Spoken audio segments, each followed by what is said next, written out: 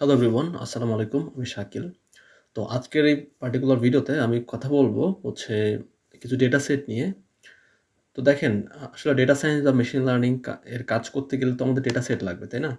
তো data set আসলে collect করার জন্য অনেক ওয়ে আছে। ইউসিআই আছে, ক্যাগেল আছে। এটা ছাড়াও আরো আসলে data.gov আছে। তারপর আরো অনেক প্লেস আছে যেখান থেকে আপনি ডেটা কালেক্ট করতে পারেন এবং আপনি আপনার প্রয়োজনে আপনি কাজ করতে পারেন। ওকে? তো ফর প্র্যাকটিস করার জন্য তো আসলে অনেক ডেটা সেট দরকার হয়, তাই না?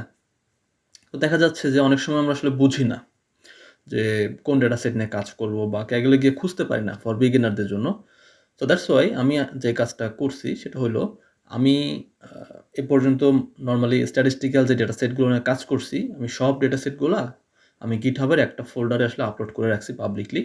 সো আপনারা চাইলে ওই ডেটা সেটটা আসলে নিয়ে ইউজ করতে পারেন বা কিভাবে ইউজ করবেন আমি দেখাই দিচ্ছি আপনাদের।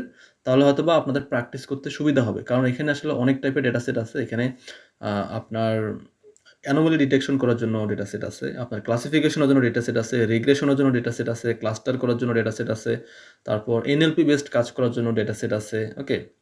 সো সব ধরনের ডেটা সেট আসলে এখানে এভেইলেবল আছে। জাস্ট আপনি একটু খুঁজলেই আপনি আপনার প্র্যাকটিস করার জন্য ডেটা সেট পেয়ে যাবেন। ওকে? সো এরকম আমি ৫৫ টা data set, statistical data set, CSV file আমি এক জায়গায় আপলোড করে রাখছি GitHub এ। তো সেটা নিয়ে আমি আজকে কথা বলতেছি।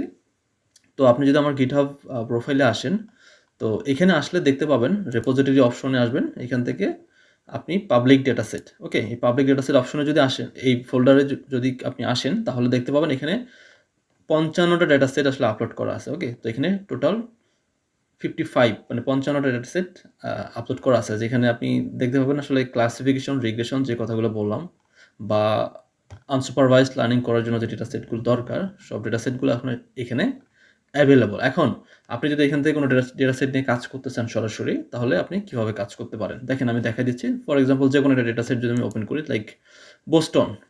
ওকে? সো বোস্টন হাউজিং যে ডেটা সেটটা আছে আমি এটা ওপেন করলাম। এখন আমি এটা নিয়ে কাজ করতে চাই। তাহলে আমি কিভাবে কাজ করতে পারি? ভেরি সিম্পল, আমি তে ক্লিক করব। ওকে? তে ক্লিক করে আমি এইখানে এই যে লিঙ্কটা, এই লিঙ্কটা জাস্ট আমি কপি করব। কপি করে আমি চলে যাচ্ছি জুপিটার নোটবুকে এবং আমি ইউআরএলটা আমি ভেরিয়েবলে রাখতেছি। ওকে? তো এখন আমি যে কাজটা করব, জাস্ট ইউআরএলটা যদি আমি এখানে বলে দেই, মানে সরাসরি আমি GitHub থেকে আসলে ডেটাটা ইম্পোর্ট করব। ওকে? সো আমি যদি এখানে ইউআরএলটা বলে দেই, আমি পান্ডাস দিয়ে কিন্তু সরাসরি GitHub এর যে আ ডেটাটা, হ্যাঁ? যে ডেটাটা সেটা কিন্তু আমি এখানে ইম্পোর্ট করতে পারতেছি। দেখেন আমি এটা রান করলাম। প্রপারলি আসলে এটা রান হইছে।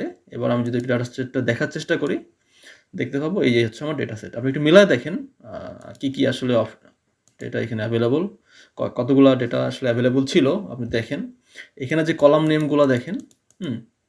যতগুলো আসলে কলাম নেম ছিল ঠিক এখানেও ঠিক সেম। ওকে? ঠিক সেম কলাম নেমগুলো আসলে অ্যাভেলেবল। দ্যাট মিনস এই ফুল ডেটা সেটটা আসলে এখানে ইম্পোর্ট হয়ে গেছে। আপনি যদি একটু শেপ দেখেন তাহলে বুঝতে পারবেন। ঠিক আছে? এর শেপটা কত? এর শেপ হচ্ছে টোটাল ৫০৬ টা রো আছে। ঠিক আছে? আপনি এখানে যদি খুঁজেন আপনি দেখতে পাবেন এখানেও ৫০৬ টা রো আছে। ওকে? ৫০৬ টা মানে ১ থেকে কাউন্ট করা হয়েছে। সো দ্যাটস এখানে ৫০৭ টা দেখাচ্ছে। কারণ উপরের যেটা সেটা ছিল মানে ফার্স্ট যে রোটা ছিল সেটা ছিল নাম। মানে এই নামগুলা। ওকে?